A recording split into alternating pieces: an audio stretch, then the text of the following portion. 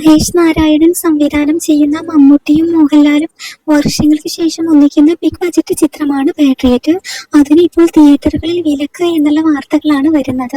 നിർമ്മാണ വിഹിതത്തെ ചൊല്ലിയുള്ള തർക്കത്തെ തുടർന്നാണ് തിയേറ്റർ ഉടമകളുടെ സംഘടനയായ ഫിയോക് ചിത്രത്തിനെതിരെ നടപടിയെടുത്തത്. സിനിമയുമായി കരാർ ഒപ്പിടരുതെന്ന് ഫിയോക് അംഗങ്ങൾക്ക് കർശന നിർദ്ദേശം നൽകി. സാധാരണഗതിയിൽ മലയാള സിനിമകൾക്ക് ആദ്യ ആഴ്ചയിൽ 60%, രണ്ടാം ആഴ്ചയിൽ 50-55% നിർമ്മാതാക്കൾക്ക് ലഭിക്കുന്ന വിഹിതം.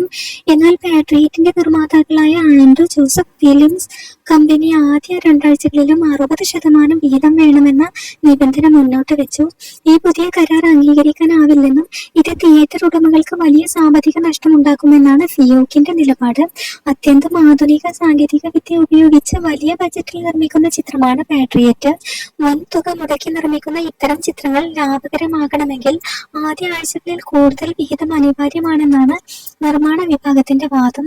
എന്നാൽ സംഘടന എന്ന നിലയിൽ ഔദ്യോഗികമായി തങ്ങൾക്ക് ഇത്തരം ഒരു വിലക്കിന്റെ വിവരം ലഭിച്ചിട്ടില്ലെന്നാണ് നിർമ്മാതാക്കളുടെ അടുത്ത വൃത്തങ്ങൾ സൂചിപ്പിക്കുന്നത്. പുതിയ അപ്ഡേറ്റുകൾക്കൊക്കെയായി നമുക്ക് കാത്തിരിക്കാം.